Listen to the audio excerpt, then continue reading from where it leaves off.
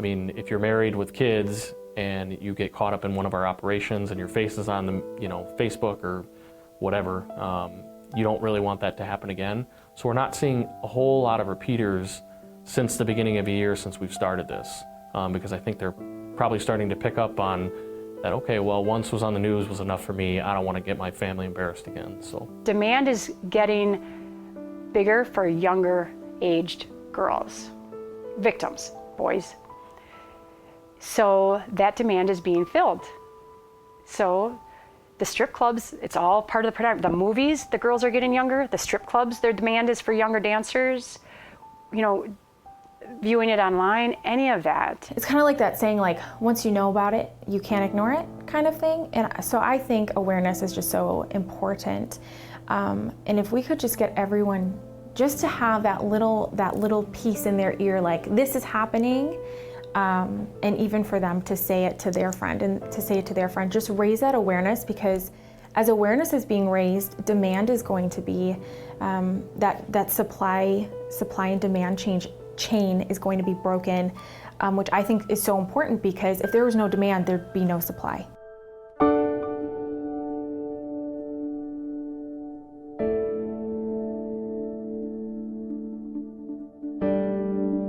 It's serious here.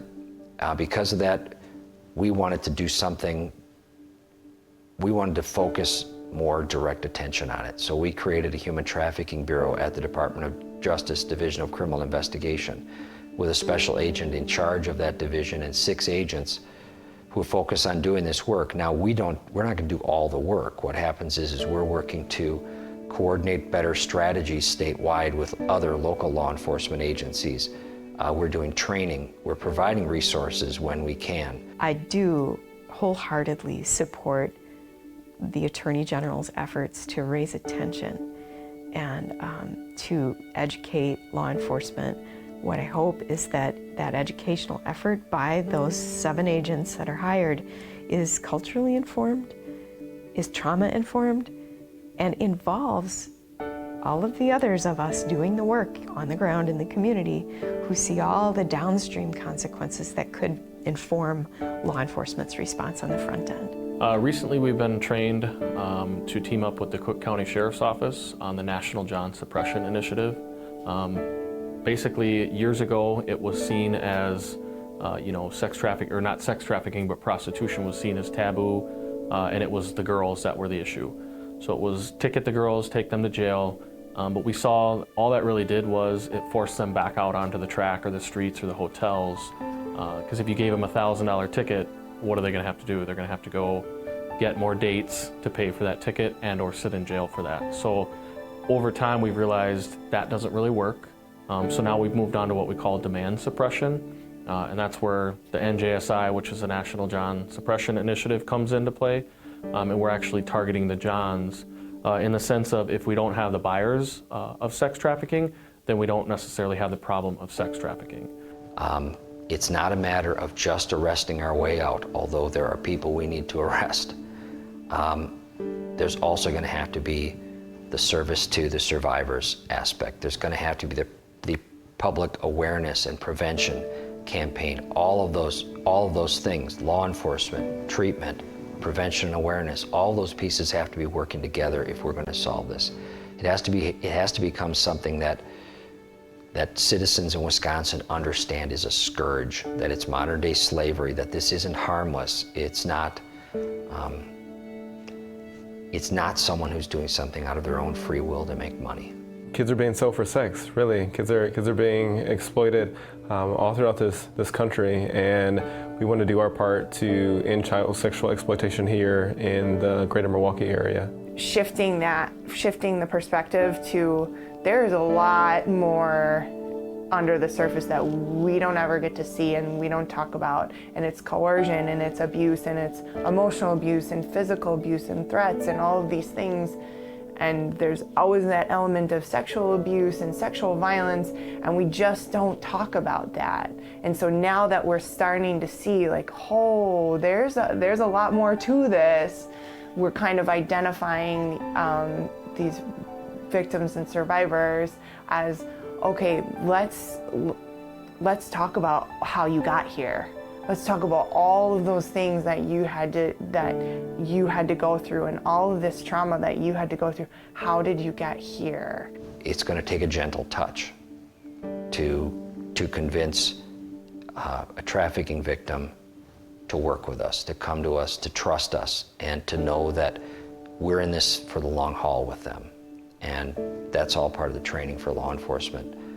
And we've worked very hard to try to coordinate the resources statewide, because we know that if we expect a survivor of human trafficking to trust us and to work with us to get them back to safety again and go after the trafficker, we know that this isn't just giving them someplace to go tonight or this weekend or the next week, that this is going to be a relationship that's going to go for 6 months or a year or maybe longer, where we're going to have to get them back to being a productive citizen again. You have to kind of deprogram them. They have been living in fear and under threat and coercion for so long that they can't just snap their fingers and be all fine. And so we have to commit that we're going to be with them for the long haul. I've watched survivors, and it's a struggle to live every day. They challenge themselves to live another day. And sometimes they can go for many weeks without having to do that. Suddenly something triggers them, and they're questioning whether it's worth living.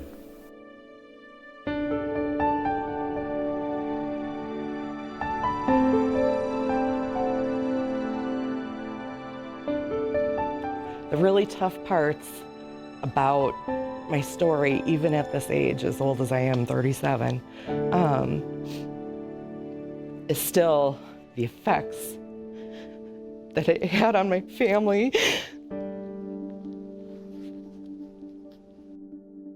You know, people who are around me, I think that's another question that people always ask is, how come nobody noticed? If all of this is going on and you're saying that people are around you, how come nobody noticed? Well, they noticed it, but they perceived it differently. Just the way that I noticed it, but I perceived it differently. Trafficking is a legal term. It's not a life term. You know, it's not how life actually happens.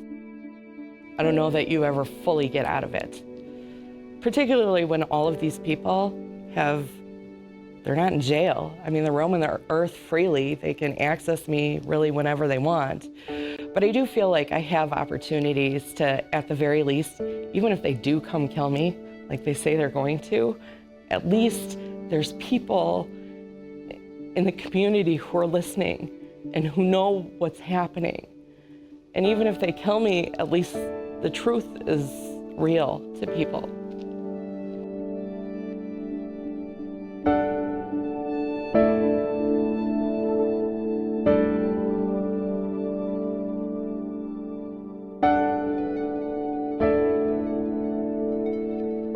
Whenever I speak, I do an exercise with everybody, and I tell everybody to close their eyes and say, picture a prostitute or a junkie, a crackhead, a crack whore. And then I tell everybody to open their eyes and stand in front of them and say, that image that we have come to embrace, that's me. Sex trafficking and addiction are not just inner city problems. They are suburban problems.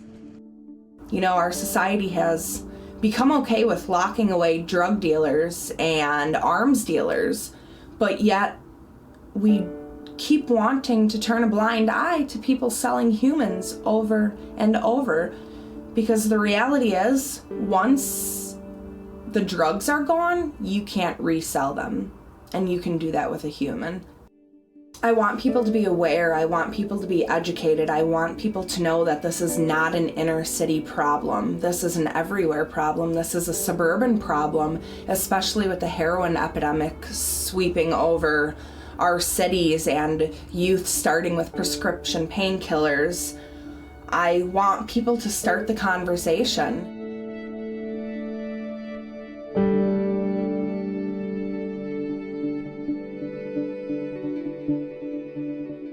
Look for the clothing.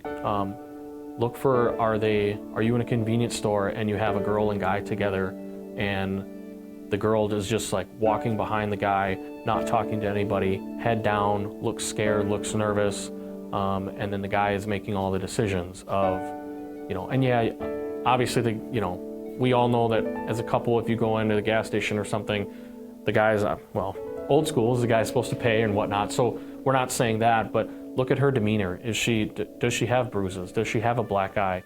Is she walking behind this guy, you know, just not looking at anybody, not paying attention to anybody?